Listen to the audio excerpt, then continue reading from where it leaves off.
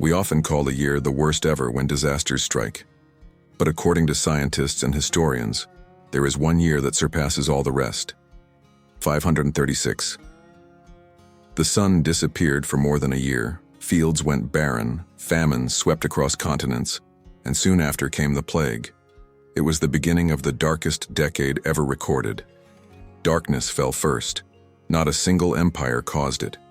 Not a war. Not a plague. At least not yet. In the year 536, the sun itself dimmed. Byzantine historian Procopius wrote that, "The sun gave forth its light without brightness like the moon, for almost a whole year." Imagine waking up and seeing the sun like a faint lantern behind a curtain of smoke. Farmers looked up and saw a pale disk where a blazing star should have been. Day felt like dusk. Night felt endless. Sailors on the Mediterranean described horizons that never fully brightened, and travelers noted how even torches and candles seemed to struggle against the thick gloom. Shepherds in the northern hills guided their flocks under a permanent twilight, unsure when morning truly began. What could do that? An eclipse lasts minutes. This went on for 18 months, an unbroken curtain over the heavens. The mystery terrified those who lived through it. But today we know more. Tree rings from Europe and Asia confirm the chill. They show a sudden halt in growth, nature's own logbook of catastrophe. Ice cores drilled from Greenland tell the same story. Inside, scientists found tiny shards of volcanic glass, each one a frozen spark from a colossal blast that had hurled ash high into the stratosphere. But people in 536 did not have those scientific tools. They had eyes, harvests, and rumors. Crops withered, grapes soured on the vine. Fishermen returned with empty nets as ocean currents shifted, and hunters reported that wild animals migrated strangely, vanishing from their usual grounds. In Ireland, annals record a failure of bread that lasted for years. In China, summer frosts killed seedlings before they could sprout, and chronicles speak of yellow dust falling like ash. How did the world react? With fear and prophecy. Chroniclers spoke of omens and divine punishment. Priests urged prayer. Kings demanded tribute to the heavens. Families lit candles at noon. Villages held processions through streets draped in black cloth, hoping to coax the sun back from whatever prison it had entered. But no ritual could bring back the missing light, and the darkness was only the first blow. With the sun veiled, temperatures plunged. Modern estimates put the drop between 1.5 degrees and 2.5 degrees. A drop of only a few degrees was enough to decide whether seeds sprouted or rotted in the ground. A few degrees decide whether seeds germinate or rot in the ground. Civilization runs on harvests. Across Eurasia, that tiny shift spelled disaster. Shorter growing seasons, frozen rivers, and years that felt like winter never left. And it was not just one crop, nor one region. From barley to rice, from vineyards to olive groves, harvest collapsed in unison, an agricultural failure on a scale no generation had ever seen. In the Andes, the Moche civilization, dependent on intricate irrigation canals carved with astounding engineering, saw their lifeline crumble under sudden floods triggered by an El Niño event. Entire ceremonial centers were abandoned as famine and social unrest spread. In East Asia, dust storms turned the sky yellow and left drifts of grit on city streets. Chronicles describe frost in midsummer and locust swarms devouring what little survived. Hunger travels faster than armies. First came scarcity, then came conflict. In village after village, neighbors turned on one another. Food riots erupted in Byzantium. Eyewitnesses spoke of markets stormed by angry mobs demanding bread at sword point. Families sold possessions or even their own freedom for a few sacks of grain. Slavery, thought to be fading in parts of Europe, reappeared as desperate parents bargained their children's survival at the cost of their liberty. Travelers on once busy trade routes reported burned fields, abandoned markets, and inns where no fires burned because there was nothing left to cook. Could rulers stop the slide? Emperor Justinian in Constantinople tried, opening emergency granaries and fixing grain prices. But how do you legislate sunlight? Imperial edicts could not ripen wheat. Caravans from Egypt and North Africa brought supplies, But storms sank ships and bandits struck wagons before they reached the capital. Famine respects no border.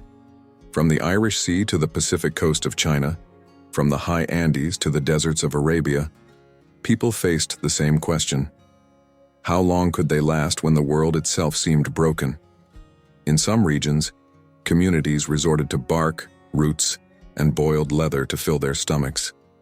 Stories spread of cannibalism on the fringes of empire, a grim reminder that desperation erases taboos.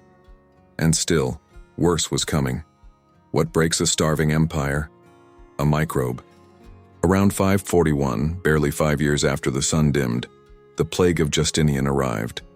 Modern science knows it as Yersinia pestis, the same bacterium that would later spark the Black Death. Contemporary witnesses called it simply the pestilence. It began with fever and a swelling in the groin or armpit. Within days, buboes blackened and burst. Death followed quickly, often within a week. Physicians bled patients, burned herbs, or prayed over them in desperation, but nothing slowed the invisible tide. Cramped docks and grain ships became conduits. Fleas riding stowaway rats leapt from bale to barn, from villa to hovel. In Constantinople, bodies were said to outnumber the living. Streets filled with corpses. Burial pits overflowed. Officials dumped bodies into the sea, only to have them wash back to shore, bloated and unrecognizable. The stench clung to the harbor winds, mingling with incense from churches where priests prayed over dwindling congregations. Historians estimate that the plague killed up to 50 million people. Trade collapsed. Tax revenues dried up. Armies shrank as soldiers sickened. The empire's grand building projects faltered. Justinian himself contracted the plague and barely survived, a symbol of how even emperors could not command life in an age when the natural world turned hostile. And the earth itself kept rumbling. The hidden culprit lay beneath their feet. Ice cores reveal at least 3 colossal volcanic eruptions, one in 536, another in 540, and a third around 547. Together they launched sulfur aerosols high into the atmosphere, reflecting sunlight and deepening the chill. The planet entered a twilight it had never known in recorded memory. Skies like tarnished steel, seasons that no longer obeyed their name, and landscapes reshaped by the push and pull of fire and ice. Some evidence points to Iceland, a land already famous for fire beneath its glaciers. Other traces lead to Central America, perhaps the massive Ilopango eruption in today's El Salvador, whose volcanic caldera still looms as a silent witness to catastrophe. A few geologists even suspect distant Alaskan peaks or eruptions in Kamchatka. Wherever the vents opened, the effect was global and inescapable. Ash traveled on stratospheric winds, circling the earth in a veil so fine it could remain aloft for years, muting sunrises and turning moonlight the hue of tarnished metal. Scientists now speak of the late antique Little Ice Age, a decade of lowered temperatures and unpredictable seasons. Glaciers advanced like armies in slow motion. Rivers froze that had flowed free for centuries, halting trade and isolating towns. Crops flowered late and died early. Villages in high valleys awoke to snowdrifts in midsummer, while in lowlands, flooding alternated with drought. Harvests shrank. Human migrations accelerated as tribes sought warmer land. Empires cracked under the pressure. The Sasanian Persians faced repeated crop failures and saw provinces rebel. In northern Europe, relentless scarcity may have fueled the great movements of Slavic and Germanic peoples that would redraw the continent's political map. Across Central Asia, steppe nomads began a restless march that would echo for generations, pushing new waves of settlers toward Europe and the Middle East. And still the skies darkened. Witnesses across East Asia described dust that rained down like snow, coating rooftops and riverbanks in a gritty blanket. Chronicles in the Middle East spoke of blood-red sunsets and midsummer frosts that killed fig trees and olive groves. In far-off Japan, imperial scribes noted a year without heat, when even ceremonial gardens failed to bloom, disrupting rituals meant to honor the gods.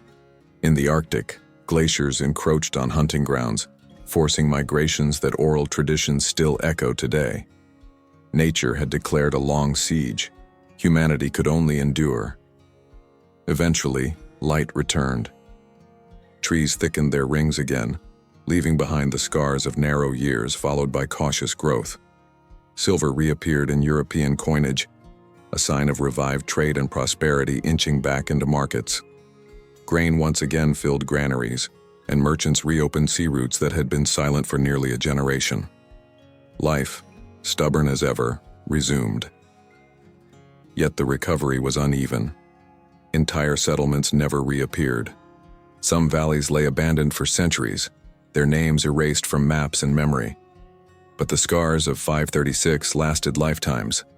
Populations remained thin. Economies took generations to rebuild. In Byzantium, the dream of a reunited Roman world died with the plague victims and the empty coffers that followed. Modern science has finally caught up with what ancient witnesses intuited. The year 536 marked the start of one of the coldest, darkest decades in recorded history.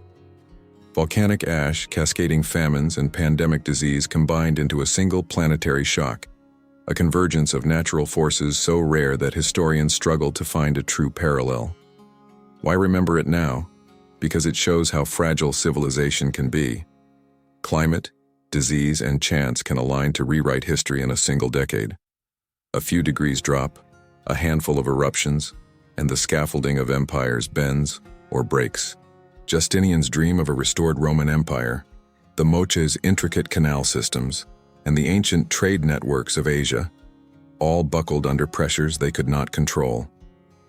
From the ice cores of Greenland to the forgotten chronicles of Irish monks and Chinese scribes, the evidence converges on one conclusion: for sheer global misery, failed harvests, collapsing empires, and tens of millions of deaths, the mid-6th century stands unmatched. Archaeologists now find abandoned settlements, layers of volcanic ash, and even shifts in burial practices that testify to lives cut short and societies stretched to their limits. The people of 536 could not know the science. They only knew the sun had dimmed, the grain had failed, and death walked in daylight. To them, the world itself seemed to have turned hostile. Families whispered of omens. Kings consulted astrologers. Peasants saw in the darkened skies the judgment of heaven. And while we now measure sulfur levels and carbon isotopes, the human experience remains the same: fear, hunger, and the desperate question of survival. And that is why historians still call it the worst year to be alive. They repeat the warning for our age as well. Volcanoes still breathe beneath our feet. Pandemics still wait in the dark. Earthquakes, solar storms, and climatic shifts, all forces beyond human control, still hold the power to derail centuries of progress. We have satellites, science, and global communication, but nature still holds the ultimate veto. A single eruption, a novel microbe, or a climate feedback loop could yet humble every technological triumph. They had no warning. We do. So next time we call a year the worst ever, remember theirs, and how fast our own could unravel. Think of the Irish chronicler who simply wrote, "Bread did not grow." Think of the Chinese scribe who recorded summer frost-killing seedlings. Their voices echo across 15 centuries to remind us that history is not just kings and battles. It is the weather, the soil, and the microbes beneath our feet. If this journey through the true darkest year sparked your curiosity, share it, speak of it, and keep the memory alive. What other impossible years should we dig up next? Every telling preserves the hard-earned lesson: that civilization is only as strong as the fragile climate and delicate balances that sustain it. We inherit not only their ruins, but also their warnings, and the responsibility to listen before twilight falls again.